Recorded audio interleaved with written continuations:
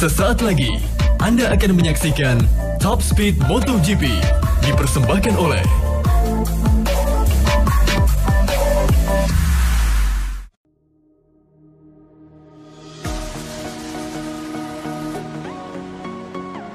tak ada kalimat lain untuk menggambarkan seberapa menyeramkan kejadian ini.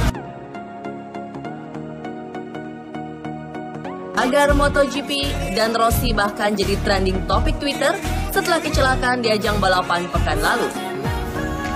Ditambah lagi, crash dahsyat juga terjadi saat balapan Moto2 sejam sebelumnya.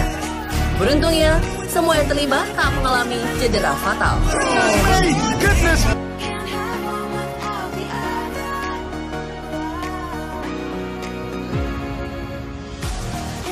Terjatuh atau terlibat kecelakaan memang hal tak terpisahkan dari balapan ini. Tercatat, pada rentang waktu setengah dekade terakhir, rata-rata terjadi lebih dari 1.000 insiden dalam 1 tahun gelaran MotoGP. Bahkan bila menghitung sesi kualifikasi, free practice, dan bike test, sepertinya tak ada satupun joki yang tidak pernah crash sama sekali di tiap musimnya.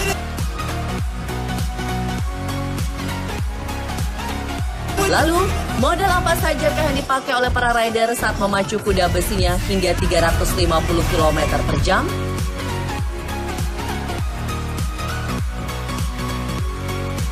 Pertama, helm standar FIM atau Federasi Motor Internasional.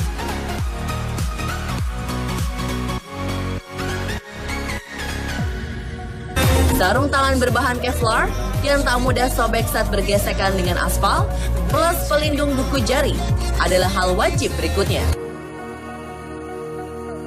Kemudian sepatu racing yang digunakan para pengendara harus punya durability 3 kali lipat dibanding gloves-nya. Dan tentu saja, the most important thing, baju balap kulit model one piece atau tanpa potongan atasan dan bawahan. Syarat utama racing shoot standar MotoGP adalah punya ketahanan hadapi gesekan 10 kali lipat dari bahan garment terkuat. Wear pack ini juga memiliki pelindung benturan di bagian bahu, siku, lutut, dan kaki. Di era modern, produsen membuat cover dada dan punggung menjadi satu bagian dengan seluruh part racing shoot.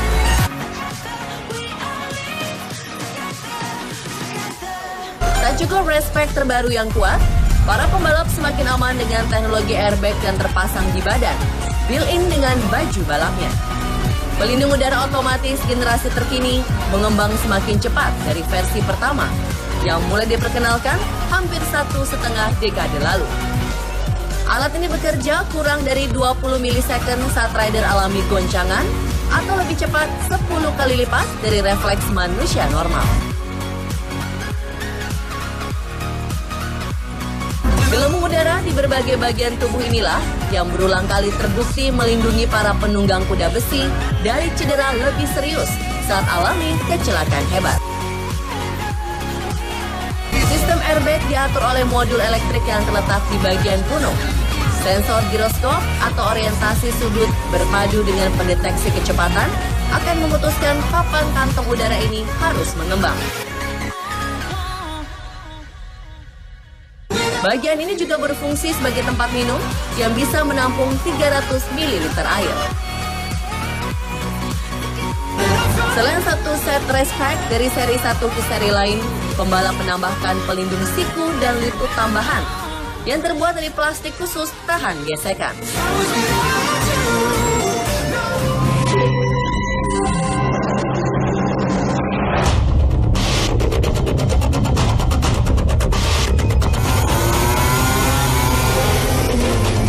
Layaknya ungkapan klise, no pain, no gain, no risk, no win. Itulah yang terus ditanamkan pada benak para pembalap. Dilengkapi dengan berbagai perangkat keselamatan, namun takdirlah yang punya kuasa atas berbagai kemungkinan di atas lintasan.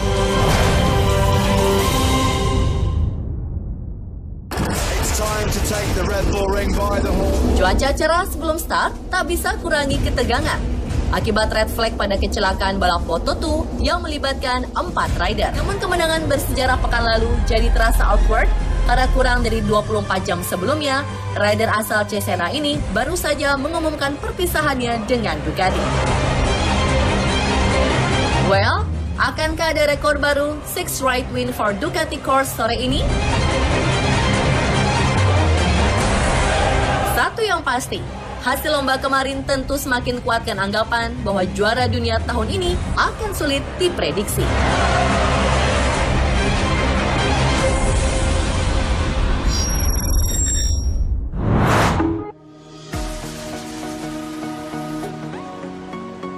Red Bull Ring Circuit sajikan kembali adu cepat babak kedua di tanah Austria sore nanti. Titel GP Styria jadi judul pembeda meski masih di sirkuit yang sama. Yaps, di Ducati Arena. Di atas kertas, sirkuit sepanjang 4,3 kilo ini memang kurang menguntungkan bagi tim Clear Biru. Namun di daftar yang beruntung terhindar dari insiden Zarco dan Morbidelli pekan lalu, optimis YZR M1 memiliki kecepatan untuk bersaing. This track is difficult. We have to suffer a bit. Our pace is not fantastic or not for fight for the podium or for the victory. But in the second half of the race, I was not so bad, and I can stay constant, and I can keep a decent pace, and I take some points.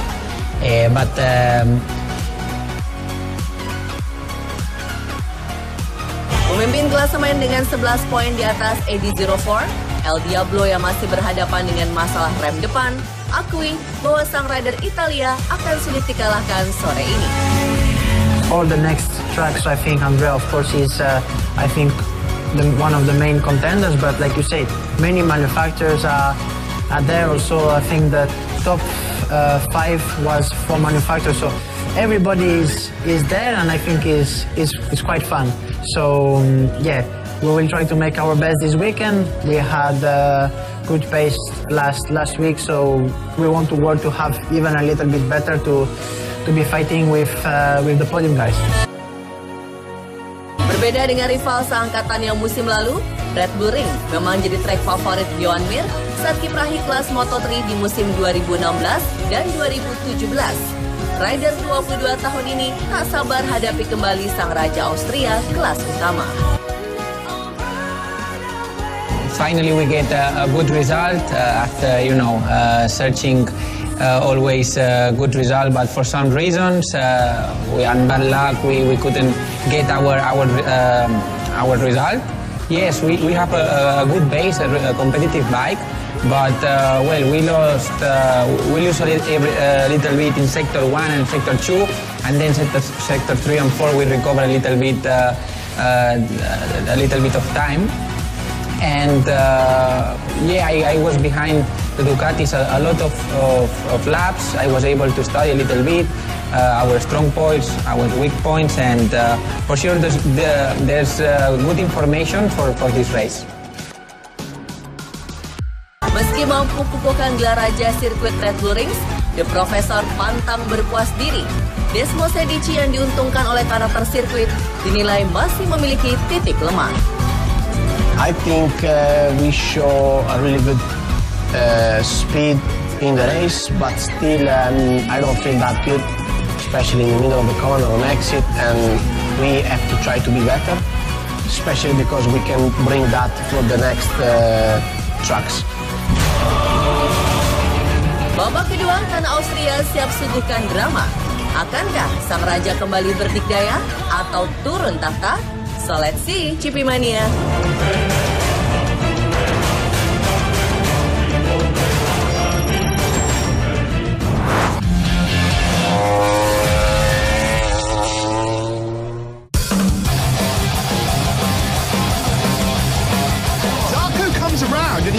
Gimana nih GP Mania? Segmen-segmen top speed sebelumnya cukup mendebarkan atau malah bikin ngeri? Ya itulah kehidupan, ada saatnya senang, tak jarang pun tertimpa musibah. Life must go on guys.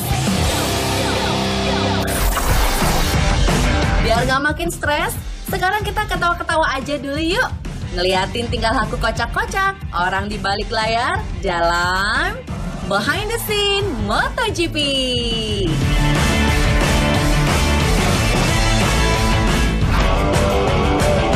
Tak hanya panas persaingan di lintasan, para rider pun tak luput dari ganasnya suhu yang membara.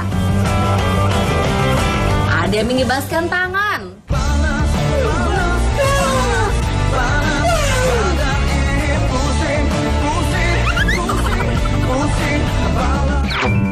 atau mengelap keringat.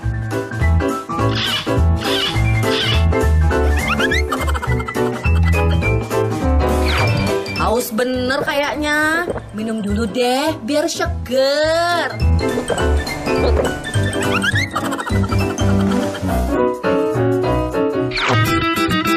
Ya ampun, kipasnya gede bener.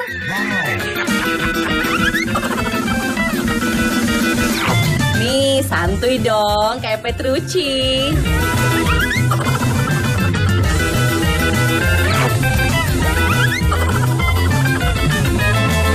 Eyalah, ini kok malah pakai selang motor?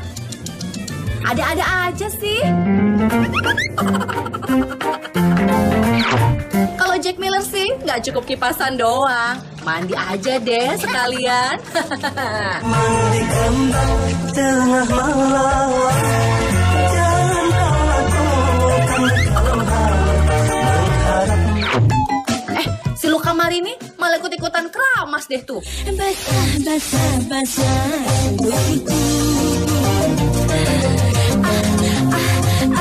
menyentuh kalbu. Nah, ini si Jordi Torres kenapa jadi kayak cacing kepanasan gini? Mondar-mandir aja, Bang.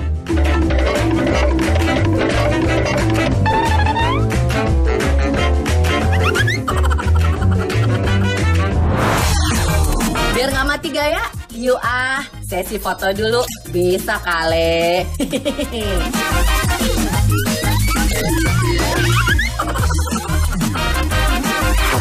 Ada juga yang kena prank pas dikasih surprise ulang tahun.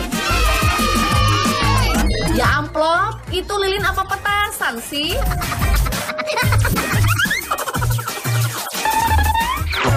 Cie, tapi girang kan tuh dikasih kado.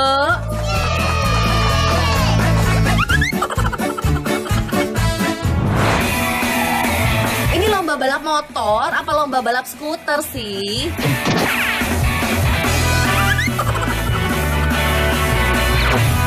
Lah, nih skuternya malah dimainin kayak skateboard gitu. Lah, kok jadi main lompat-lompatan sih?